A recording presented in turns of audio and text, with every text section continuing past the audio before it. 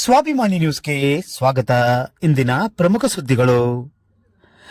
ಕರ್ನಾಟಕ ರಾಜ್ಯ ಸಹಕಾರ ಮಹಾಮಂಡಳ ಬೆಂಗಳೂರು, ಶಿವಮೊಗ್ಗ ಜಿಲ್ಲಾ ಸಹಕಾರಿ ಯೂನಿಯನ್ ಬ್ಯಾಂಕ್ ನಿಯಮಿತ ಶಿವಮೊಗ್ಗ, ಶಿವಮೊಗ್ಗ ಹಾಲು ಒಕ್ಕೂಟ ನಿಯಮಿತ ಶಿವಮೊಗ್ಗ, ಸಾಗರ ತಾಲೂಕಿನ ಎಲ್ಲ ರೀತಿಯ ಸಹಕಾರ ಸಂಘ ಮತ್ತು ಬ್ಯಾಂಕುಗಳ ಸಂಯುಕ್ತ ಆಶ್ರಯದಲ್ಲಿ 71ನೇ ಅಖಿಲ ಭಾರತ ಸಹಕಾರ ಸಪ್ತಾಹ ಉದ್ಘಾಟನಾ ಕಾರ್ಯಕ್ರಮವನ್ನು ಸಾಗರದ ಈಡಿಗರ ಭವನದಲ್ಲಿ ಹಮ್ಮಿಕೊಳ್ಳಲಾಗಿತ್ತು.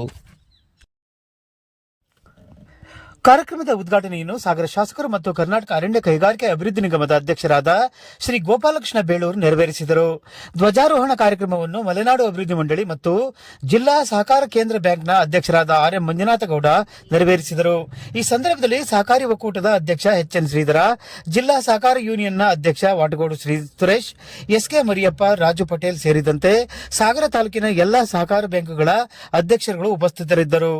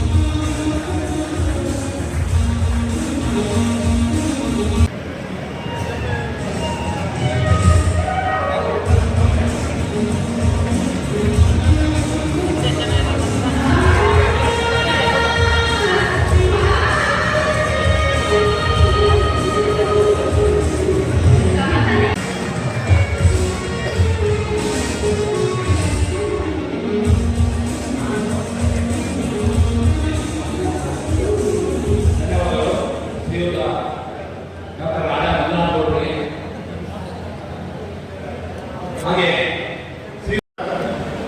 ಬೆಂಬಲ ಸಹಕಾರವನ್ನು ನೆಲೆಸುವಂತ ಒಂದು ಸಪ್ತಾಹ ಕಾರ್ಯಕ್ರಮ ಉದ್ಘಾಟನೆಗೆ ಆಗಿದೆ.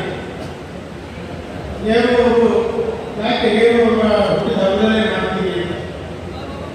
ನೇರುವವರ ಮೂಲ ಕಲ್ಪನೆ ಸಹಕಾರಿ ಸಮಸ್ಯೆಗಳು ಪ್ರಜಾಪ್ರಭುತ್ವ ಮಾದರಿಯಲ್ಲಿ ನಿರ್ಮಾಣ ಸಮಸ್ಯೆಗಳು ಮತ್ತೆ ಡಿವಲ್ ಸಮಸ್ಯೆಗಳು ಜನರಿಂದಲೇ ಸದಸ್ಯರಿಂದಲೇ ಸ್ಥಾಪನೆಯಾಗಿ ಸದಸ್ಯರಿಂದಾಗಿ ಇರುವಂತಹ ಸಮಸ್ಯೆಗಳ ಕಾರಣಕ್ಕಾಗಿ ಲಾಭ ನಷ್ಟಗಳು ಬಂಡವಾಳ ಪೂರ್ತಿ ಸದಸ್ಯರೇ ಇರೋದ್ರಿಂದ ಲಾಭ ನಷ್ಟಗಳು ಅವರೇ ಹೊಣೆ.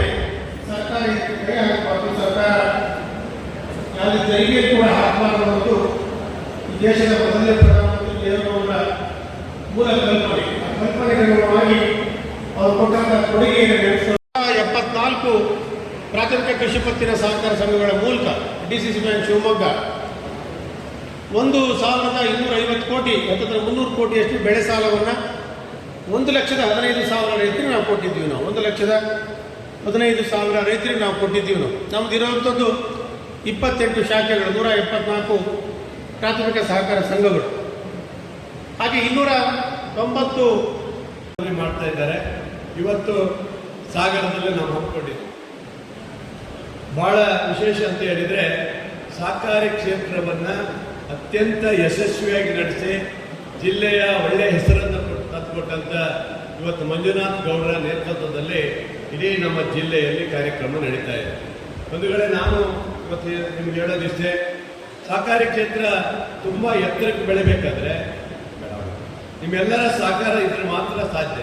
ಇವತ್ತು ನಾನು ನೋಡ್ದಂಗೆ ಯಾವುದೇ ವ್ಯಕ್ತಿ ಇವತ್ತು ಬೇರೆ ಬ್ಯಾಂಕಿಗೆ ಹೋಗಿ, ಕೆನರಾ ಬ್ಯಾಂಕು, ಇನ್ನೊಂದು ಬ್ಯಾಂಕು, ಯಾವುದೇ ಬ್ಯಾಂಕಿಗೆ ಹೋದರೆ ಹಲವಾರು ದಾಖಲೆಗಳನ್ನು ಕೊಟ್ಟು ಅದು ಕೊಡಿ ಇದು ಕೊಡಿ ಅಂತ ಹೋಗಿ ಅಲಸಿ